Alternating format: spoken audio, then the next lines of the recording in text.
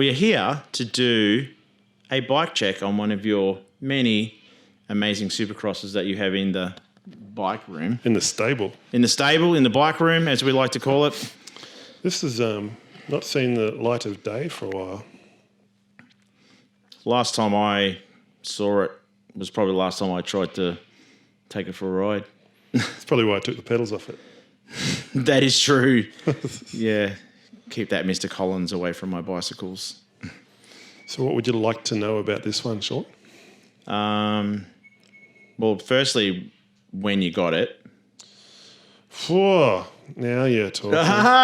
Hey, look. So I raced with this one when I went to the States, I think in 2005. Mm-hmm. It would have been set up pretty much like this, but it would have had black profiles on to race it.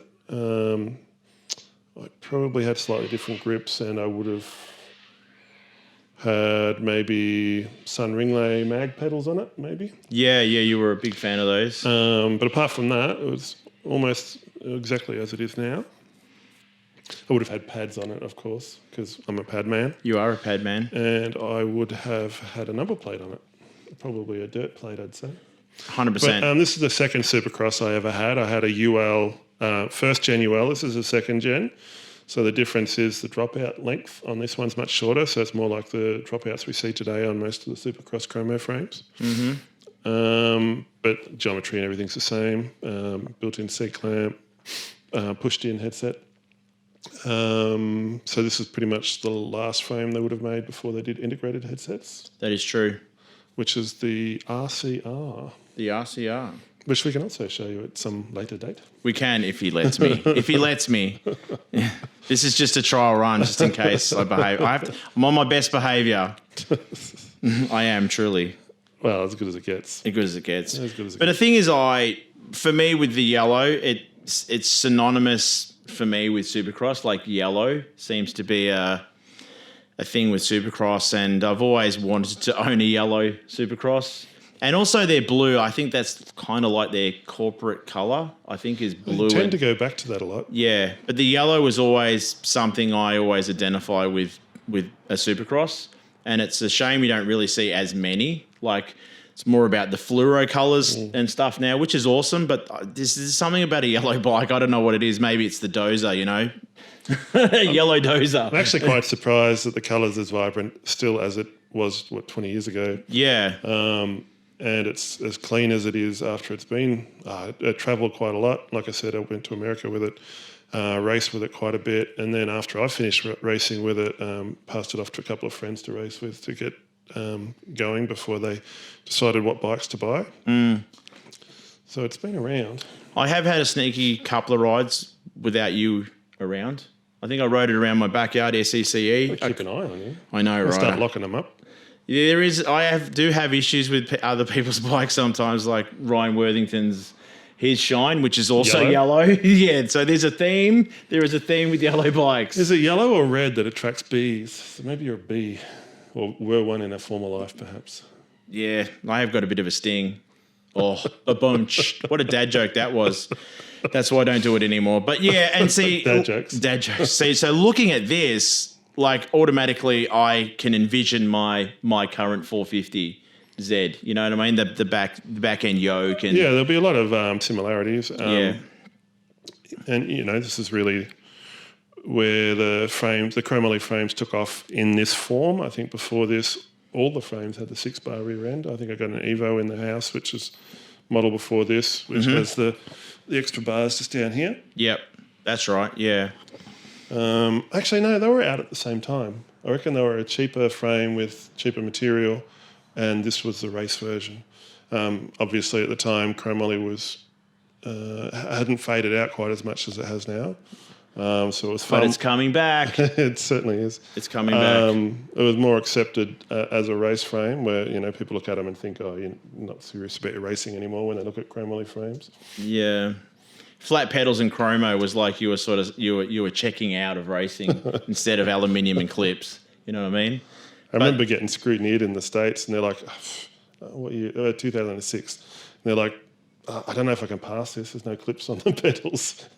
Yeah, that's bizarre, eh?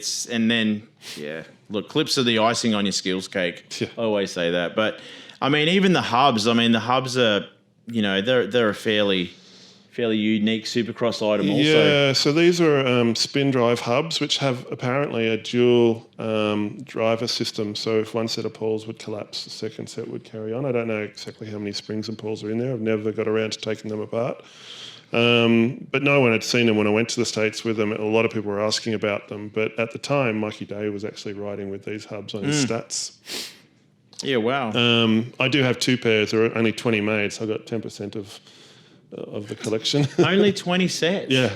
Wow. I think they were too expensive to go into full-blown production with at the time. But I'm sure, if they were to compare against today's prices, people just wouldn't have cared. Yeah, that's crazy. I actually didn't know that. Yeah, that's But the parallel driver system really sold it to me. But yeah, I really like these. These hubs were super reliable. And still. Well, yeah, they'll work right now. I mean, all you need to do is put some pedals on it and put a bit more air, tighten a few things up, and you could ride this thing no problem. Yeah, absolutely. I don't know if it'd be I don't know if it'd be a full-on workhorse again, but I'm pretty sure, it'd still hold up. You could still race it. Oh, yeah. 100%, Probably put some Tiogas on it maybe or something just to... Well, these tyres, I always thought were the best all-round tyres. They are kind of chunky, but it's a low profile, almost like a Max Daddy if the knobs were about a quarter of the height. So these came out about the same time as Power Blocks and V tyre, or I think they would have been Intense tyres at the time, which was super low profile. Yeah. So people overlooked these, but I was racing with them quite a bit, and there were quite a few others locally here that were racing with them quite a lot. They were great all-round tyres. So it wouldn't matter if you're on a slippery clay base or on bitumen, they'd work perfectly well. I love these tyres, and I was lucky to get a brand new set to put on it while I had it in storage. It's still currently in storage. Well, true. Really? Not right now, it's not. Not right now, no. And it's not really too banged up either. There's a couple of little little marks on it, but really it does present quite well still. Yeah. If it's a way to say it. But I remember I think the first the first Supercross product I actually ever bought and owned was a set of forks, the Pro forks, and also a stem. I remember I got them. I reckon I bought those forks off you. They were You chrome, did. weren't They were chrome, yes, and they were very schmexy. I did like them, and they were on my one. And when I went up to a cruiser, I remember you had some cruiser bars that I needed, and I had some forks you needed. So it was like the old barter system. Well, the match made in heaven. It was, and you've still got those forks, yes? Oh yeah. Yeah, they're a good fork. And the stem, I've actually still got the stems somewhere in a box somewhere. Is that one of these ones? Yes. Not as sexy as that though, and it's just black. Oh yeah. Yeah, so it's and it's a bit shorter than that because that's what length is that? Can't even talk properly. I think that length is about 57. I don't know. If we measure it, I think it's 53. It just looks really long. It looks really long. I could have run a longer stem at one stage, but I just don't remember having a longer stem. That looks massive. Maybe 55. We could measure it, but it's reasonable. 55. Yeah, maybe. Yeah, I can't remember. Do you run it? You don't run a 55 now, do you? I run a 53. Yeah, me too. Same length frame as that. Yeah, I mean it's just. But I run taller bars. You do now, yes, you do, yes. It's like our backs have got weaker, so we have to go higher. It's just more comfortable. I wouldn't. It's probably because we've got sore backs and old backs from doing 800 million gates during our life. It's probably an underestimate, but yeah. It'd be interesting. Anyway, that's a. So tell me about the cranks. The cranks are killer. Like these. So these cranks are Cine cranks. They're a 2-piece chromoly crank, and I think they only weigh about 1 kilo, just like the DXRs. So Supercross were planning on going head to head with the DXRs. With these, I think there might have been a little bit of a supply issue because they were really hard to get hold of. But they tended to be overlooked for whatever reason. So it's 2-piece chromoly, a double pinch bolt. I got them to do a review on, and I tried using them for a little while, but they were 180s, and I was used to running 185s at the time. So that's why they still look very, very shiny. And you're a bit weird with stuff like that. You cannot change. You cannot. Well, I mean, if I have to, yeah, but you don't. Nah, if I don't have to. Nah. But they were great. They look great. I didn't see too many other sets around, and they kind of suit this bike, so I just put them on there rather than having them hidden away in a cupboard or something. Yeah, no, really, they really set that off, and it's, like I say, there's not many sets of them around, or in Australia especially, especially with the hubs. Yeah, it ties in really nice. But Bill always does really nice chrome, like whether it's forks, bars, or cranks. The chrome plating is always like top notch, and I guess because he's so fussy, he's a bit of a mad scientist, and he likes all his stuff to be. And I guess these cranks are no different, and they would be 20 years old, nearly, maybe a bit less. Maybe a bit less. I'd say around 15, maybe even less than that, possibly. Wouldn't know off the top of my head. Like my back, my brain's going, my memory's gone. Yeah, well, it's a good thing you think for a living. Shh. Yeah, and like the classic THE seat. Well, I don't reckon I had that on here when I was racing with this bike, but I just found it in the stash, and it just kind of looked better on the bike than everything else I had in the stash. I'm really going to have to go back and look for photos of me riding this. I can't think of many off the top of my head, but kind of, it's the right era. It is. Looks all right. It matches the era. I mean, it was that that whole THE. It kind of took over the world, didn't it? It did, yeah. Intense THE. It was just like it flooded the world. And I think you couldn't escape but have something on your bike that was either intense or THE or synths. So it was it was a global domination, I suppose. But I'm sure everybody's got I think I've got a blue one still at home somewhere. I reckon I got a red one here somewhere too. Oh, yeah. Well, you've got so many bikes, so it's understandable. But what is your favourite part of this bike? I don't know if it's one particular part that I'm a fan of.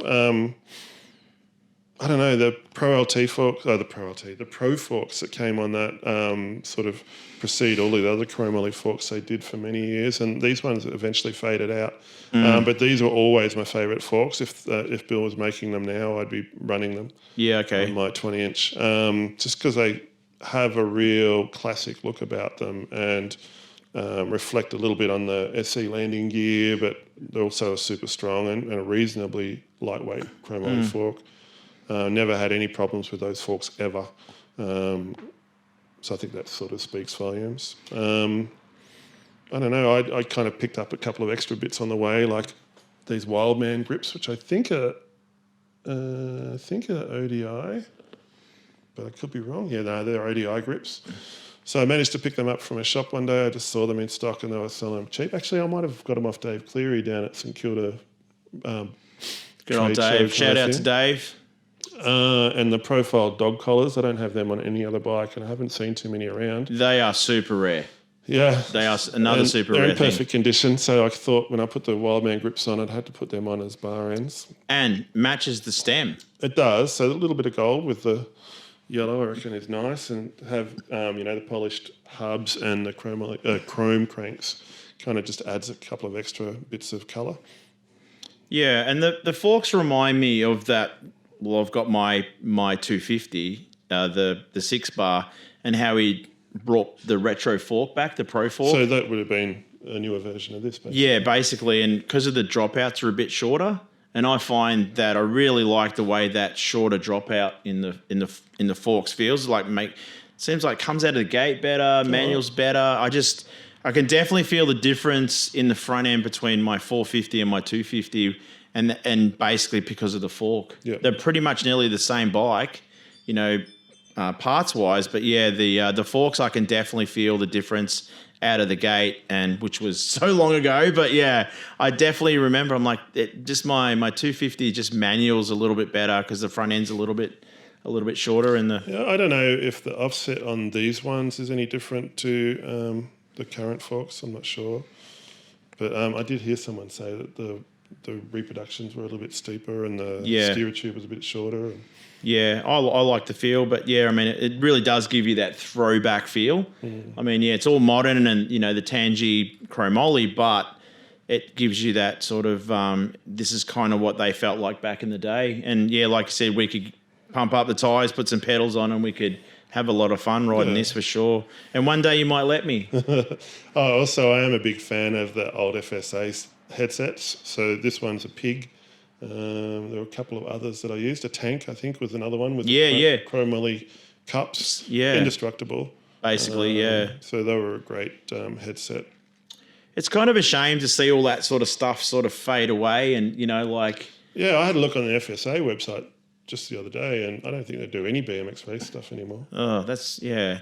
It's just funny how that sort of stuff is all just, you know, we take it for granted now, the, you know, integrated headsets and all that sort of stuff and tapered head tubes and, you know, it's all sort of, it's completely changed. Like within 20 years, it's, you know, the sports and bikes are completely different, but you can ride a bike like this and still do really, really, really, really well on it. Yeah. You know, but nah, thanks for sharing that, man. I love it. No, It's absolutely, wish I could take it for a ride, but yeah, there's no pedals on it. Oh, it's not going anywhere. It'll be in the stable. 100%. And yeah, a little throwback to Dirt Designs there, the stickers. Like this is just like you've pulled it off the racetrack and just that's it, you know? It's pretty much what happened. I think I just got the next bike and figured I'd stash this one away. And like I said, a couple of friends decided they were looking for at racing and didn't have decent bikes and cruised around on this for a while. So I'm glad it sort of stayed in one piece and it's still in pretty good nick. And another thing I just noticed too, a lot of people don't do this either with the way their cable lugs are on their frames, how you've cut and then you've got the bare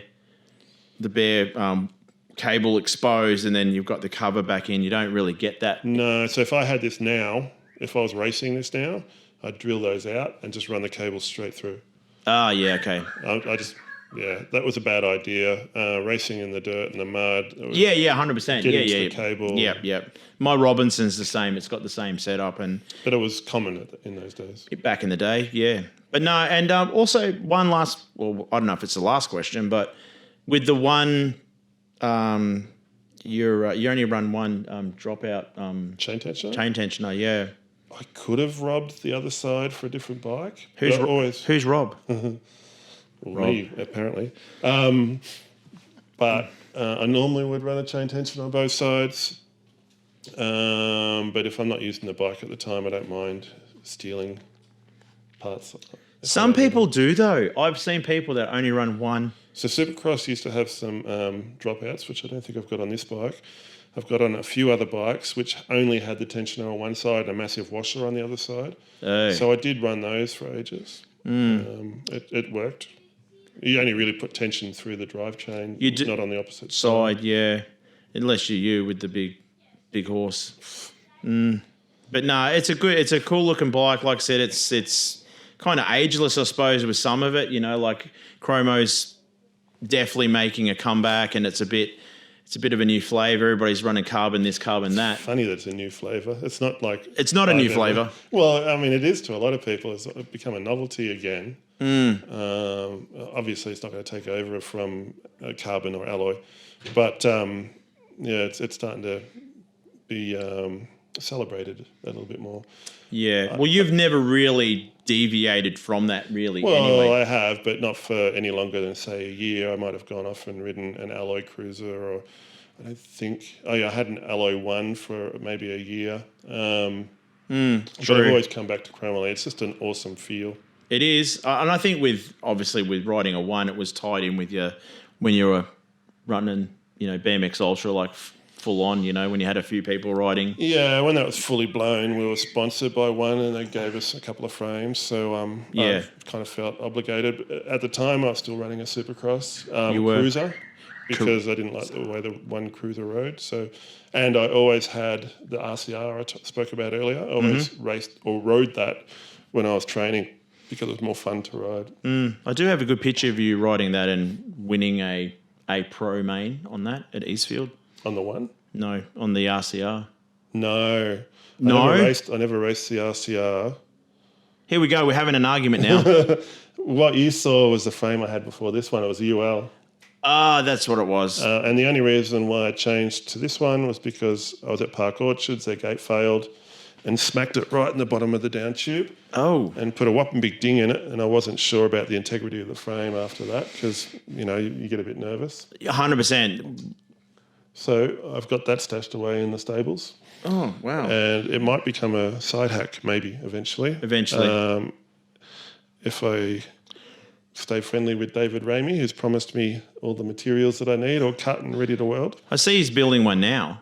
Oh, he's finished? Yeah, and I mean, yeah, that's what I'm saying. Yeah, and it looks awesome. Yeah. It looks awesome. He's a very, very clever boy. He is. Yeah. Man of many talents. He is. 100%. Some of the cars he builds, crazy. But and considering I met him at the Hall of Fame and then forgot who he was. You won't do that again. No. I'll make sure of it. Oh my gosh. David who?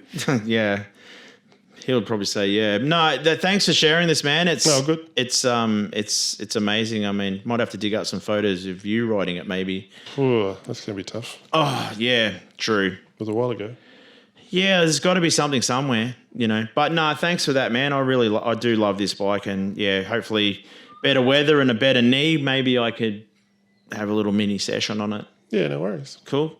Thanks for watching, everybody. Remember to like, subscribe, and share it as far and wide as you can because it helps the algorithm and all that sort of stuff. But yeah, thanks everybody for watching. You know how it is, and thanks to Mr. Jenkins. Cheers. Peace out. Cool. I love this bike. Oh, shit. I didn't know about that, about the harbs.